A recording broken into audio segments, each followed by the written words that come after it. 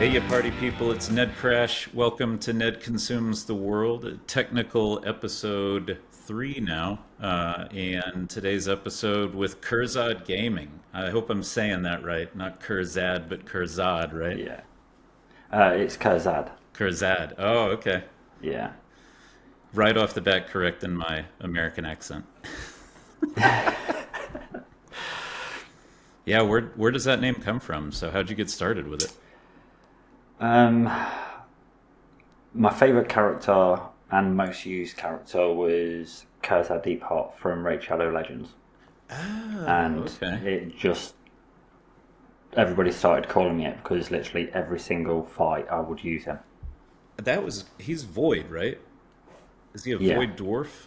I'm trying to Yeah, remember off the Void top of my Dwarf, head. Rare Void Dwarf. And you used him like a lot. Yeah, I literally overused him. Okay, immediately I just want to hear more about this. How did you decide that a rare void was the way to go? It's just because his kit is just really incredible for being a rare. Is it? I'm trying to And remember. especially for like when he came out, it was just almost epic, pushing towards legendary barriers for a rare to have that sort of kit, almost like Corpulent Cadaver Oh yeah, I with remember that was his broken. damage and everything. Yeah. And yeah, it's just stuck since then. Is your account primarily a free to play account or is it a pay to play account? No. No? Okay. Even on the pay account it's like Kurzat. Yeah. Nice. Nice. Yeah, I know Trax. If you know Trax, he does like an only voids channel where he's done an account where he'll Yeah, only use he's in voids. John Bowles' clan. Is he? Okay. I just know him Yeah. from JGig's Discord, but I check out his videos every now and then. I wonder if I'm sure Kurzat's got to be on his radar. I'll have to mention it Oh to him. yeah, it's on everybody's radar that does the voids. Nice. But yeah, I'm friends with John Bowl and Trax. Cool. Nice. So Raid makes the world a lot smaller when you start kind of peeling the layers back. yeah, it really does. And it's for me, it's an incredible community that Raid has got, and it's a shame that Plarium don't treat us in the best of ways. It's wild. It's wild to me. They have maybe the strongest gaming community outside of like an MMO that I've ever seen, and I feel like they take it for granted. Yeah, they do. To be fair, even including some of the MMOs, we look at World of Warcraft, and I'd say Raid still got a better community than that. 20, And I played that 2025, for 100%. 100% agree with that. yeah. I mean, I was a World of Warcraft player from launch. Like original vanilla launch. Yeah. Nice. So back in 2004, and I ran that all the way through, and I probably stopped playing in 2019 actually when Raid came out. Was it because of Raid? Did it just start taking up all your time? No, World of Warcraft were taking off all my time Oh, because I was going work, doing 8 to 10 hour shifts at work, coming back, literally grabbing my dinner or a cup of coffee, running upstairs, jumping in the shower, jumping straight on the computer, and raiding till stupid o'clock in the morning. Then rinse and literally repeat. only having like 5 hours sleep. Ah, yeah.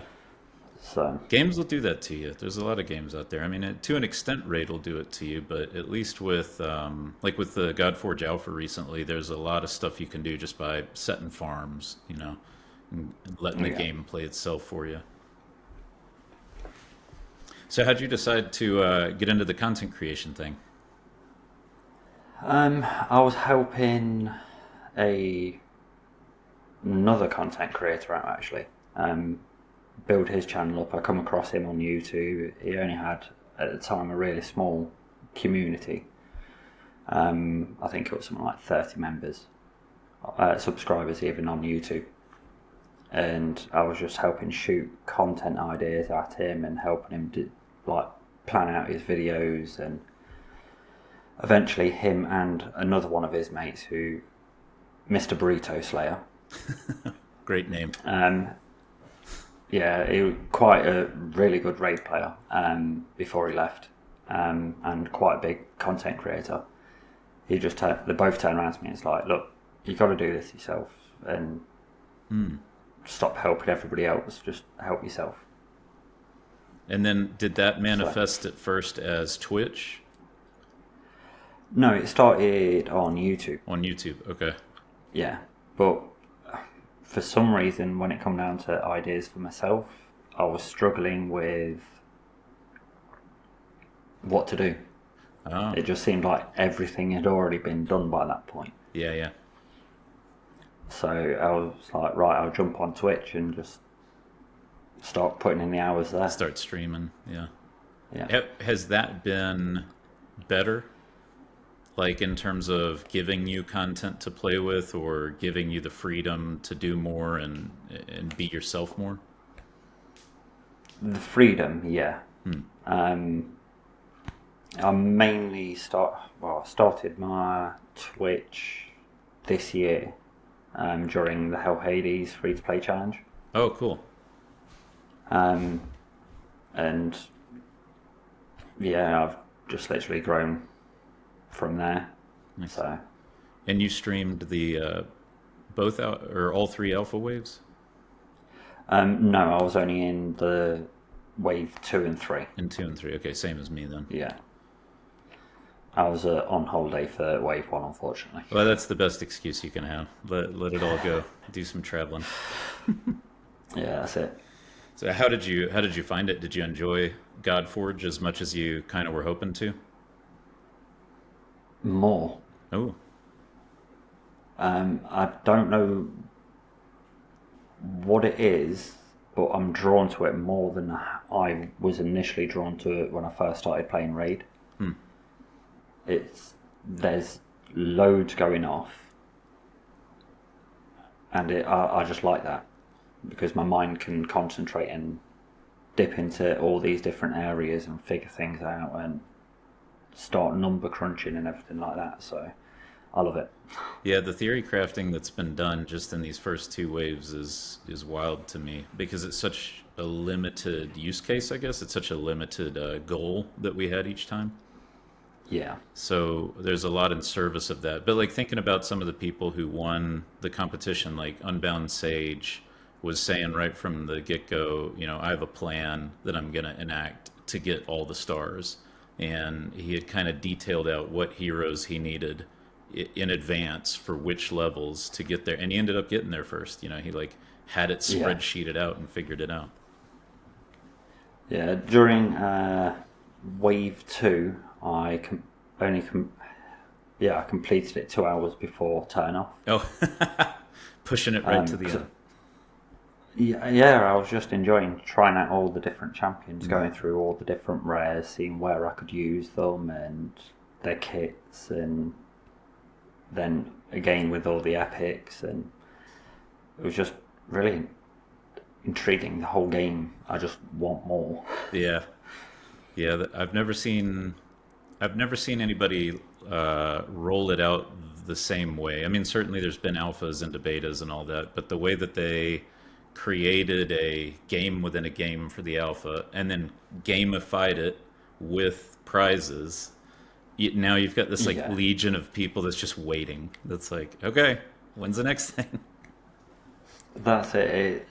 And again, like I know quite a lot of people have come from different gaming backgrounds, from Raid and everywhere else, but the community that Godforge has got is it makes Raid's community look silly Yeah, in comparison because everybody is just so friendly. You got a question, they're literally 50 people ready to answer it straight away for you. yeah, yeah. Yeah, did you spend any time in the alpha chat during the waves? Yeah, Nice. mainly listening and paying attention to what people like Pawn Cakes and all the big boys had to say because they was delving in more on the gear side of the number crunching, Yeah. whereas I was diving into people's kits and everything like that.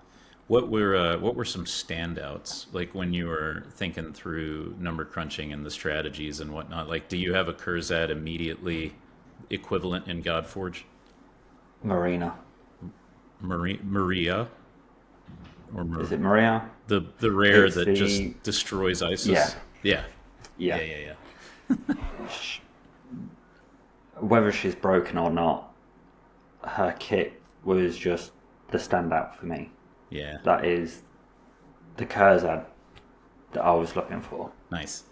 Did you climb with her, or did you find her as a solution later? I used her in a couple of areas. I tried her on floor 60, 70, 80, and 90. Interesting. For farm or just to So, get the win?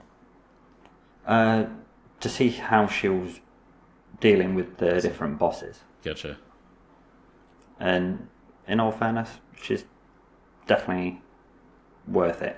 She was one that I just completely skipped over because I kept thinking to myself like, I I kind of went full Ramses both times, and I was like, there's a lot that Ramses can do. He really helps get through Golden Guardian, especially. So I'm gonna take him. I never really thought about using Guan Yu from the beginning because I liked that Ramses. I think he has two AOE's versus Guan Yu's one AOE. I could be wrong about that. Yeah.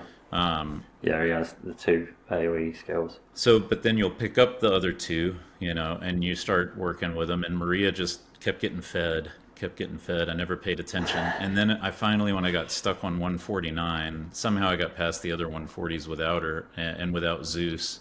And I got stuck on 149. That's when I went kit hunting.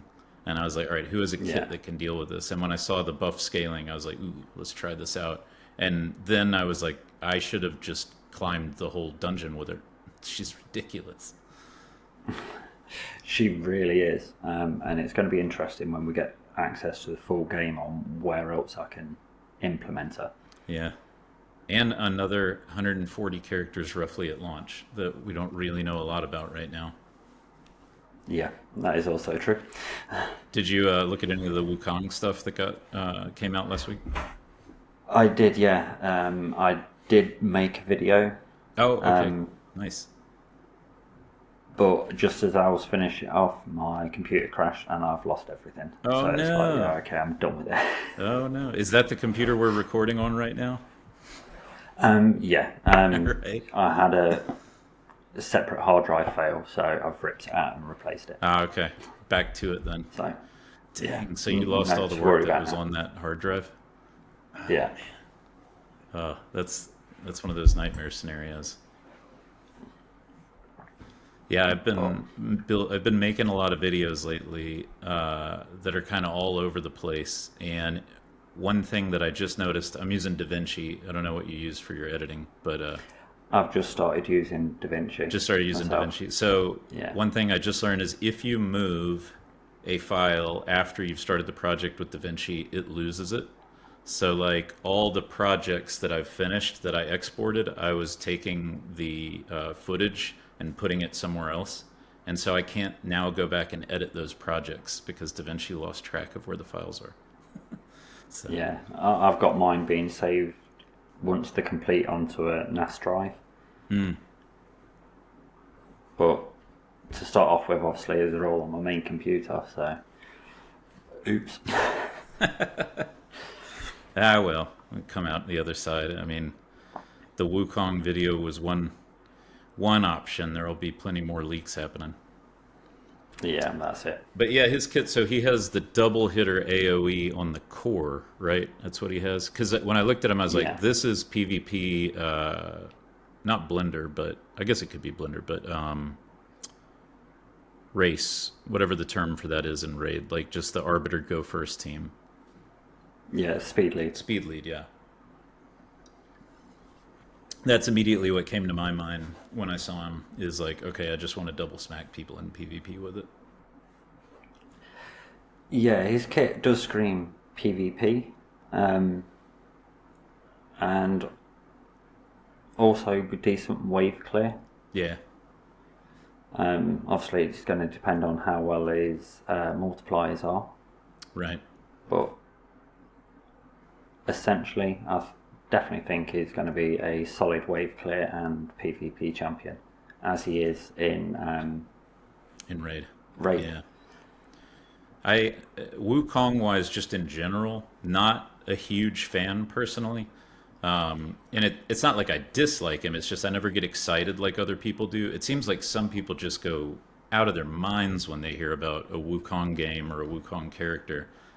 I don't know if it's because like Um, Planet of the Apes, I couldn't get into the masks, so that humanoid ape face sort of thing doesn't jive with me. But I don't know. it could be because of the law that surrounds him, because essentially he's a god that can actually change into a human as well. Um, so he's got the man ape style look about him naturally from his lore. Okay. Yeah, I haven't But even played like Black Myth yet. yeah, his lore is really, really interesting. I'm gonna have to look into it then. He's everywhere now. I mean, Yeah, he's one of the biggest, whatever you would call that, like un-IP related video game characters at the moment, despite all of the rich mythology and lore, of course. yeah. So you got into, it started with YouTube, and then it kind of really became Twitch. What's your focus right now? Is it the Twitch channel? Um, yes, for the streaming side of things. But as more leaks come out, I am going to be doing more content for my YouTube and pushing that Nice, a lot further. nice. Did you know AJ before he started streaming? Did you get him into it? No, I I got approached by King Copium, another content creator, for Raid.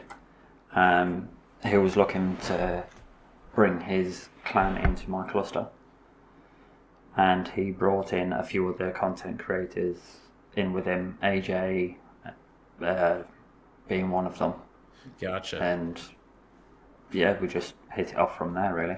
Nice. See, I have like this conspiracy theory in the back of my mind that because Hell Hades is intimately involved in Fateless and Godforge, that there's this like British consortium mafia of content creators and players that are all talking to each other in the background, like, yeah, we're gonna do this now, and you come in and we're gonna help you out.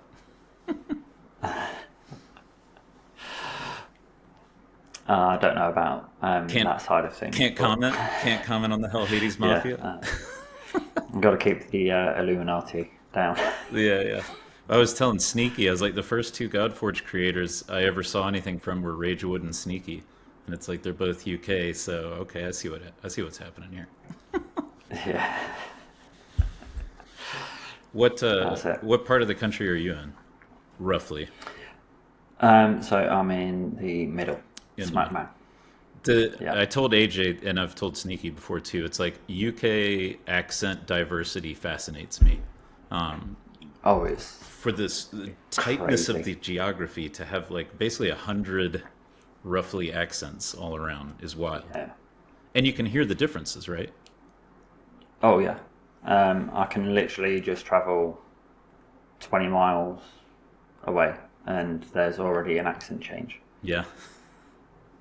It's really, really is crazy. Do you ever watch Beard Meets Food?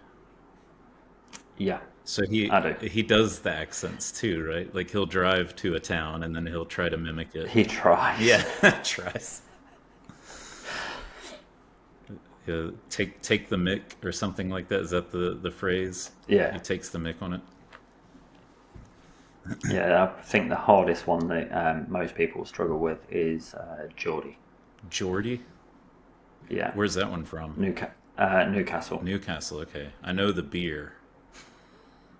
Yeah, Nuki Brown. Yeah, exactly. Geordie. Can you do it? You said it's No. the hardest. Okay, not even gonna try. What's yours? What's yours Yeah. considered? I don't know. Middle. Yeah, probably. I think most people just call it a Leicester slang. Leicester slang. Okay. There was a couple people who would jump into alpha chat where I could hear a difference of an accent. Like I guess Cockney, if that really is kind of still a thing, I can hear that Yeah, sometimes. Cockney's still quite a big thing. Trying to think, there's Cockney, Geordie, Liverpudlian, Brummie for Birmingham. They're probably the biggest ones that I can think of. I had AJ try to do like a thick Wales accent, and he said that he doesn't really have one because he's close to the border. So Yeah, it's a little muted, but he did like a sentence or two in what he said was Northern Welsh, and if yeah, I could hear it if that's how they talk. yeah. I I just don't do accents. Yeah, I avoid the that at all costs. is it a point of contention? Like if you go to an area and you try to do the accent, or did people get mad? It can be, Can be. yeah. It just depends on who you're around, but for me, I just sooner avoid any. Yeah, it's not like I don't guess I would go to Canada and ask for a 2-4. I say A just because that's efficient. But Yeah, and then when I'm in the South, so I grew up in the South, and obviously Southern American accent is pretty thick and easy to differentiate from other accents. But I don't like purposefully do it. I find though, if I'm there for like a week, by the end of the week, I've started to pick up some of the inflections and whatnot. yeah. I've got quite a habit of doing that as well. Yeah. So let's see. So Twitch, YouTube, we touched on Godforge a bit. I'm assuming you found out about Godforge through the raid community in Hell Hades. Um, I've followed it in the background for since Hell Hades first mentioned that he was delving into making a game, and it's like it got intrigued. I was intrigued at that point because he's a big gamer himself. So it was like, well, if he's making a game, he's obviously going to make a game for gamers. Yep. And then seeing everybody that has been pulling in, it's like this is just literally a game for gamers, designed by gamers for gamers, and I was like, oh, now it's really got me interested.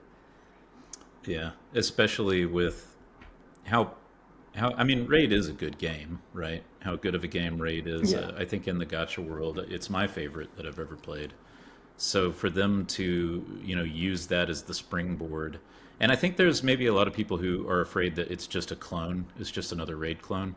But I feel like with some of what I've heard them planning, like the roguelikes, seasonal free to play events where you can be on the yeah, same playing field as everybody, like stuff like that, I think is going to make it very different. yeah. As much as quite a lot of people think it's incorrect, I think the only reason why Plarium done the free gear removal permanently was because they saw how everybody reacted to the Godforge side of it. Yeah. How we could just whip and change everything off. So I do think Plarium are keeping also a close eye on to see where they can improve Raid from Godforge. Well, their Thor release timing was pretty funny because I think it Yeah, coincided with the first Godforge playtest or something like that. He's pretty strong now too. I think I was just watching AJ use him in some teams. yeah. I do use them in quite a few teams myself, to be fair. Yeah, that was about the time I quit. The most recent time. I think I've been a raid player 3 times now. I think, and basically each time, it's either Hydra or the amount of time that you have to put into it that gets to me. Yeah, thankfully I've already put in all that time, so now I can pretty much just auto everything. Yeah. How long does your account play itself all day? Um, I'd say I'm on it probably about half an hour. Oh, and it's not farming without you piloting? No, Wow. So you've gotten it down to just spending a half hour a day. Wow. yeah, Are you just since the alphas anyway. sent? Well, yeah. Are you just kind of keeping it alive at this point?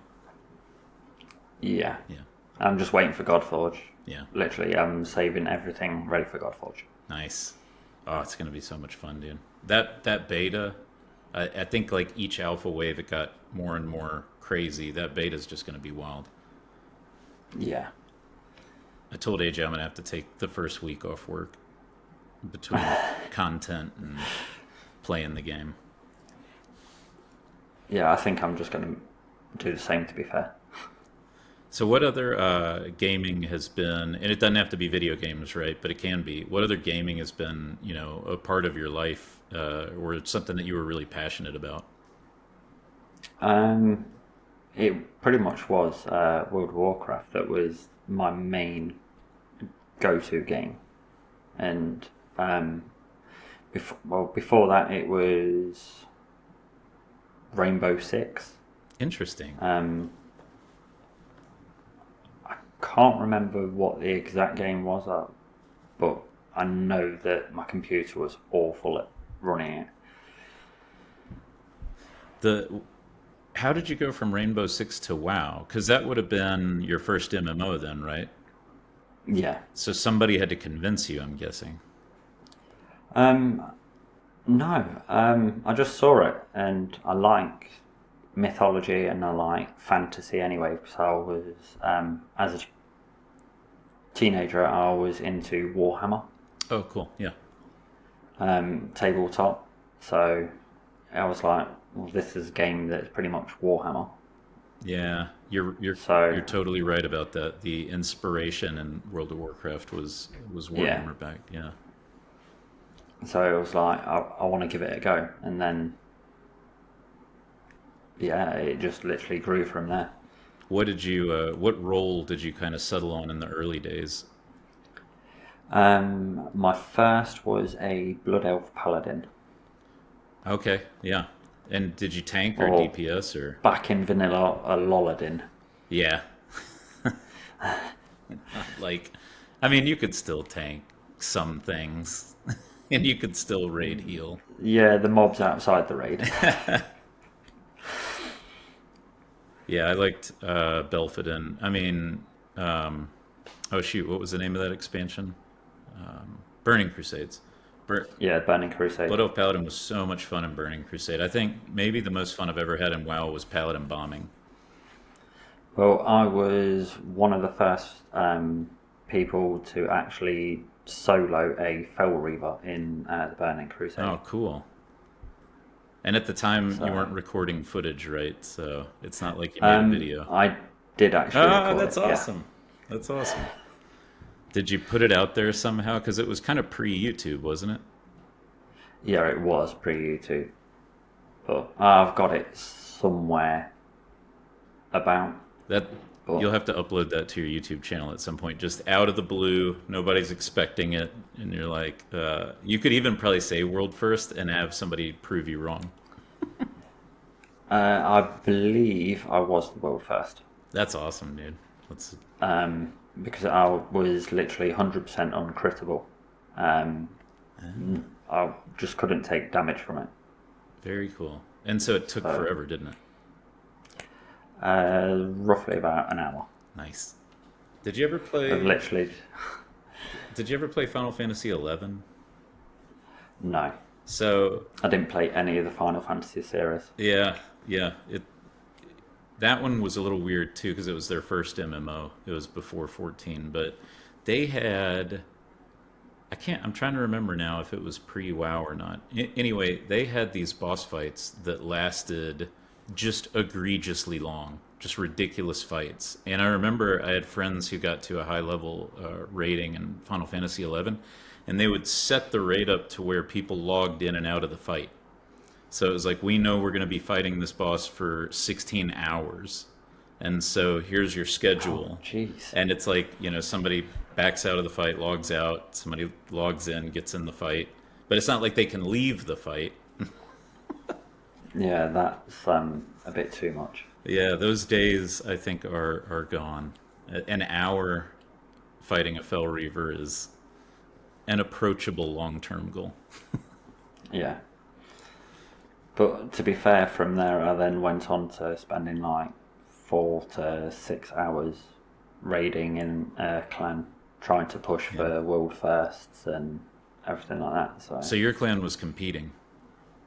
yeah, Did you win? Did y'all win any of them? no. No. I think we come highest we got was eighth in the Burning Crusade. I mean, that's pretty respectable though. There was a lot of people playing at that time.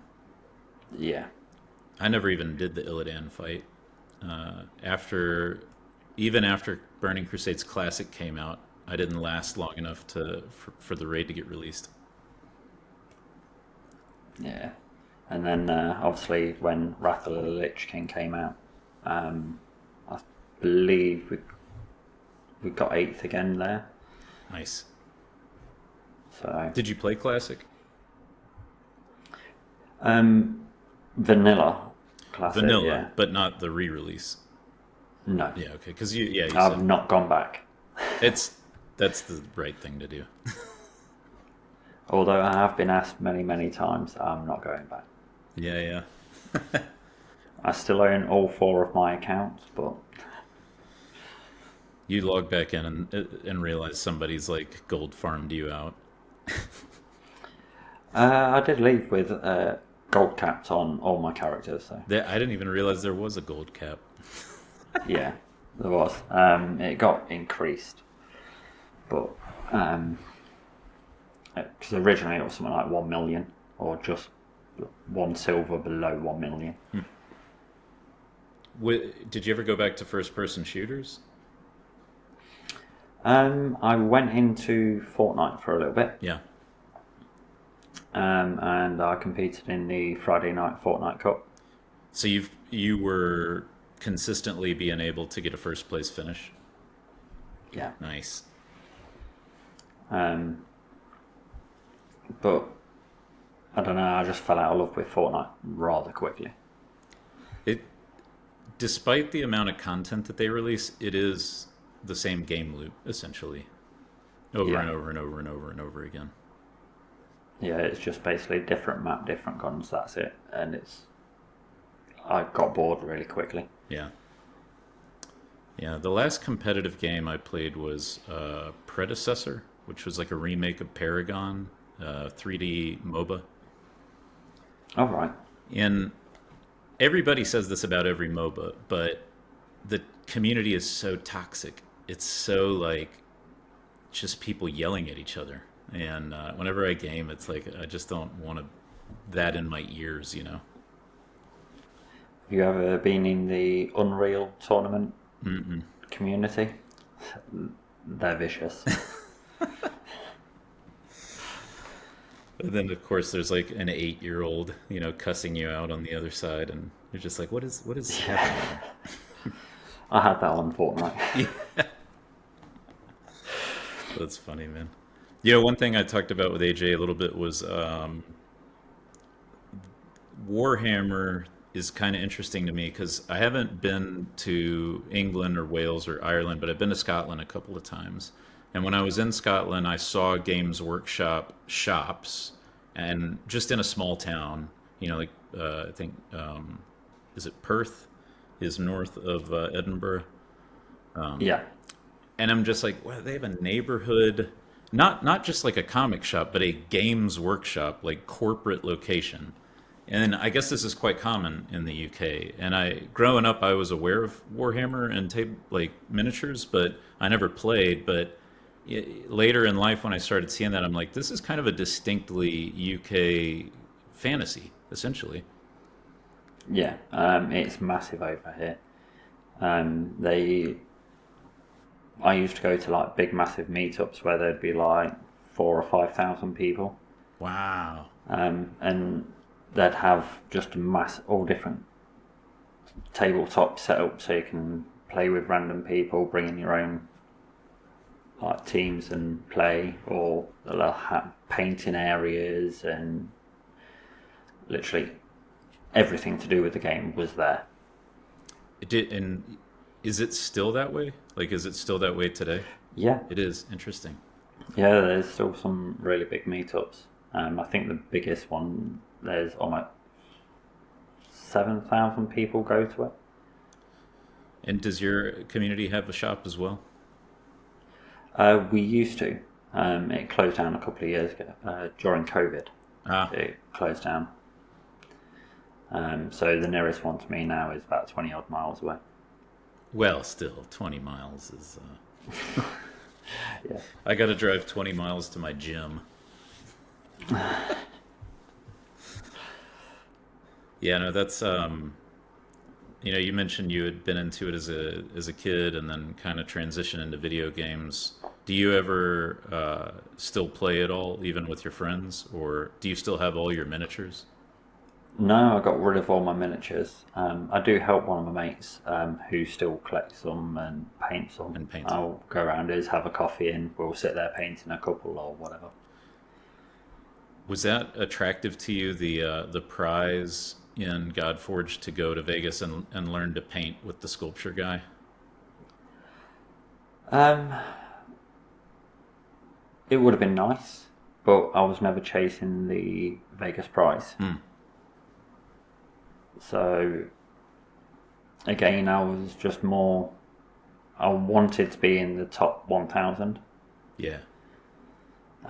because I wanted the medal. Hmm. So thankfully, I've done that. Originally, I was going to recast one in gold, Oh, but cool. instead, I'm going to cast it in silver. Oh, that's cool. So you'll make a mold? Yeah, That's really cool. You should make a video about that. I'm going to. Depending on what the medal looks like, all being well, we should find out fairly soon. Is depending on how I've got to do the mold. And the reason that you chose to do silver and not gold is because the Hell Hades Mafia is giving gold coins to all the British or UK players, right? I'd like that. I probably would have chose gold more. Yeah. No, it's more because the price of gold at the moment's Yeah, it's still wild. through the roof. It's So wild. It's funny to go back and watch. There's that gold show in the U.S. about the Alaskan people who like suck it up off the bottom of the ocean, and there's like yep, I watch it. yeah, 20 something seasons, and you go back and their gold price like 10, 15 years ago is a third Yeah. of what it is now or something like that. It's insane. So let's see. We covered some Godforge, some general gaming. I want to hear a little bit about music now. Uh, Okay. Role of music in your life, has it been important or not so much? Growing up, yeah. I'm predominantly a Irish Italian family, Okay. but more so towards the Irish side of things. And so growing up, I was brought up very much on Irish music. Traditional Irish music or like Irish rock or something? Traditional Irish. Oh, okay. Over here in the UK, it's classed as Irish Rebel. Interesting. But it's just traditional Irish music. So people like the Dubliners, Black and Tans, and I'm pulling up a random Google search because I've never heard of this before. Music. The Dubliners, you said? yeah, the Dubliners. Black and Tans is another one. Interesting. I'm gonna have to give this a listen after we get done. Folk songs primarily about the rebellions against the British Crown. But I'm assuming it has a style, right? Like a musical, like a sound, right? Yeah, they're all very. Apart from the Dubliners, the Black and Tans was just basically a group of people that would walk into any pub in Ireland and just start singing and playing. Culturally, just walk in, Yeah, no permission. and that is, yeah, you don't need permission in Ireland. It is pretty much how it is in every single pub. You can literally be sitting there drinking a pint and people just start walking in, start singing, and then all of a sudden someone pulls out a guitar and starts playing the guitar. And Wow. before you know it, you've got a full live band in front of you. Is it still happen today? Yeah. That's really cool. One of my best friends is really into, I don't know if it's just Irish music specifically, but he's been to Ireland a couple times. He plays some of the guitars that I don't know the names of, and he does some Celtic stuff, but he plays at Irish bars a lot. And I have to ask him if he's ever experienced that. That's wild. Is that really like the Irish drinking song thing? Is that kind of where that comes from? Yeah, that's it. How often do you head over to Ireland these days? Not a lot No. these days. I do want to go back over, but normally it was me and my dad that went over to go see our family over there. But my mum's not long had a really bad stroke, so Sorry to hear. he's now looking after her, so it makes things a lot harder. Yeah. And is that for y'all? Is that a flight or a ferry? You can get a flight or a ferry. Yeah. Half hour on a plane or 2 hours on a boat. Yeah. Oh man, that sounds like so much fun.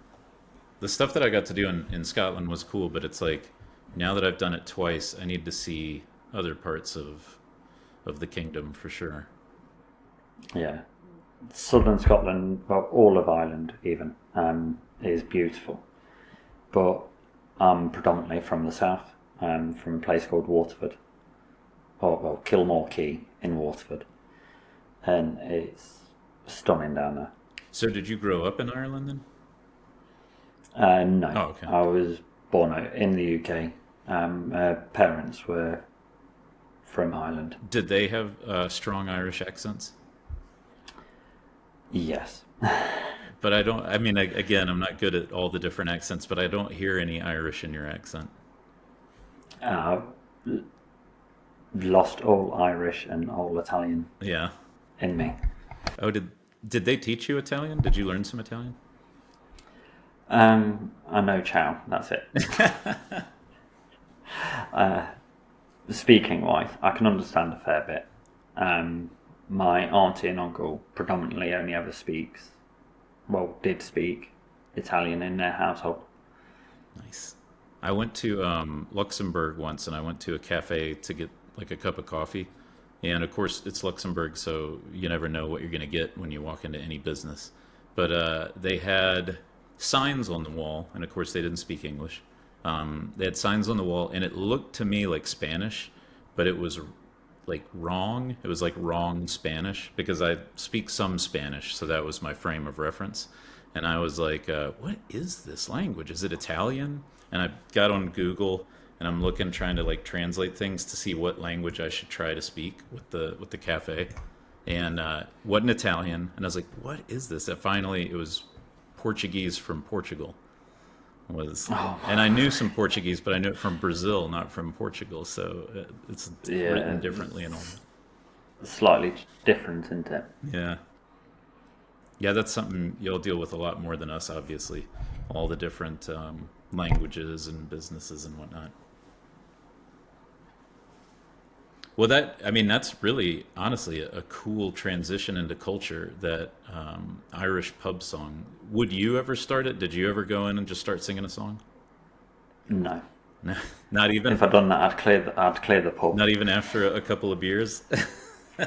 I'll sing along with everybody, but myself actually starting singing, no. That I'll leave to the people that actually sound good at doing it. Do you ever use that type of music in your YouTube videos? No. It feels like, Um, I could probably get away with using some of the Dubliners, bits, but Black and Tans and some of the others, it's too controversial. Controversial. Okay, I thought you were going to say copyrighted. Yeah. The Dubliners might be copyrighted, but you could get around some of that. What's controversial about it? The topics that they sing about? Yeah. The fact that it was during like the IRA era, Oh, okay. and that's predominantly what the Black and Tans are singing about. And the rebel bands are in favour of the IRA, and they wanted to keep the English out of their lands, and so it's really out there. Which of the, because it escapes me right now, which of the Irelands is independent right now? Southern Ireland. Southern Ireland is independent. And I remember there was Yeah. like some complication with like trade, because trade into, I guess then Northern Ireland can be from anywhere in the or in the EU without sort of like tariffs being applied and all that. But then, Yeah, that's tariffs. That's Southern Ireland where there's no tariffs from EU. oh, it's Southern But Ireland. soon as when it Ah, okay. but soon as when it goes over into the border of Northern Ireland, there has to be then tariffs that go on, because obviously Northern Ireland's part of the UK. It's part of, yeah. Wait, is Southern Ireland part of the EU then still? Like they Yeah. didn't Brexit or whatever? No. But they are their own governing country or Yeah. sovereign nation, whatever you would say. Interesting. Yeah, I love this stuff. And you would think that I would just know it because history classes and all that, but if you don't exercise that part of your brain, you start to lose the facts. That's it. And to be fair, not many people really know much about Ireland in general. So Would you ever want to move there and live there full time? I'd love to. Such a peaceful country. Yeah. Lovely people, and plenty of greenery. Yeah. Yeah, we're pretty green around here, but I don't think anywhere near. Well, certainly not as much as Scotland was, and I think Ireland's even greener, right? Yeah. Some of the best greenest pastures going. Yeah, that was. I remember being over there, and it sleeted, snowed, was sunny, rained, needed a coat, didn't need a coat, all in the same day. One day up in Scotland. Yeah, I can very much relate to that. My auntie lives just outside of Glasgow, Oh, nice. so Yeah, they're funny how like Edinburgh, the Glasgow folks kind of think Edinburgh is a little hoity-toity, and Edinburgh thinks Glasgow is a little bit blue collar. But yeah, for me, they're so close to each other. I just drive over to the other city. yeah, so close but yet so far. Yeah. Well, cool, man. Oh, this is top of my mind right now because of the last video that I created. But have you tried Megabonk yet? I've not known. Oh, you I should. did watch a video, but I've not tried Oh, it. you should give it a go. It's blowing up so much right now. With your inspiration, or Yeah, it's wild. I've gotten some people to play it who just like don't even play games, and it's like an instant addiction. It's wild. yeah, I noticed Dan the Man's jumped on it Yeah. and enjoying the game. Yeah, and then Susie said she was thinking about getting it. I think it's so cool when somebody comes literally out of the woodwork with something like that. Like it was cool when Vampire Survivors came out and everybody realized, oh, as an indie game developer, you can make millions. And we get reminded of that every year. It's not just Vampire Survivors, but that one was like a big moment for gaming to remind us, especially at a time when AAA games were just falling on their face. And Yeah, Vampire Survivors comes out and everybody loves it, and then this feels very much like that. And it was just the one dude who did everything other than like the music. He paid somebody to do the music, and he's instantly at the top of gaming influence now. And then a month ago, only his YouTube subscribers really knew who he was. It's so wild. yeah, that it is incredible to actually think about. Yeah, it's if you watched my video and you are interested in it, I would say watch Vednav's video about making it because it's fun. I think when he set out to do it, he thought he was just making content. And so the video is really well done video for content purposes, but it's cool to see his mindset as he goes through like I want to make 3D Vampire Survivors. Let's try this. Oh, it didn't work. Oh, that's actually cool. Let's now use that. It, it really surprises me how even like Raid, Godforge, and all these game designers can just think of an idea and just run with it Yeah. as much as they do. Yeah, there was that one chat going right before we jumped on where Bran made a collectible card game, quote unquote, like an E version, right, Yeah, of Godforge, and then went off and did other stuff. But that exists, and they could just pick it back up. yeah, in a snapshot. And because let's face it, card collector games are massive. Oh yeah. Did you ever get into Magic? No, I tried. I can't remember what it's called now. The one that Blizzard brought out. Hearthstone? Yes. Yeah.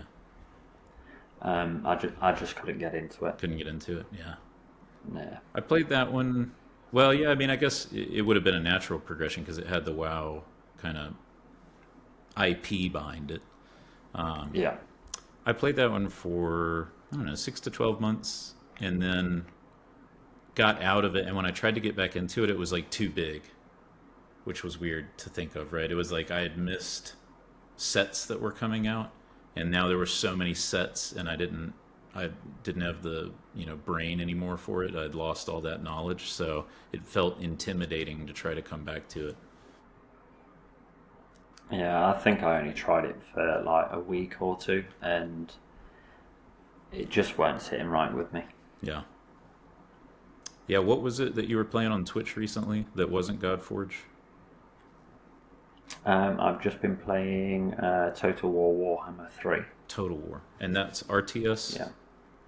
or turn-based. Yeah, it's a turn-based strategy game. Yeah, right on. Yeah, anything you want to kind of promote for yourself right now? Anything you're working on? Um, Nothing really. Yeah. I've just my YouTube and Twitch is about the only thing that I'm working on. Obviously, the Godforge beta, when it comes out, it's going to be big.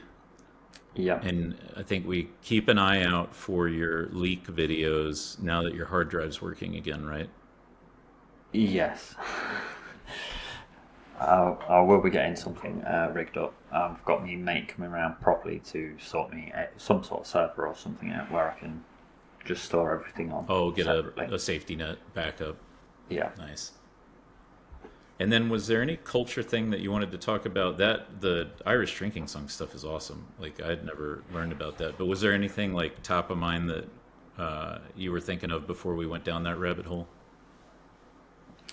No, not really.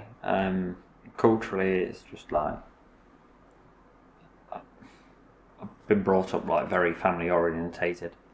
Um, because of my Irish and Italian backgrounds, so it's just always been food and family.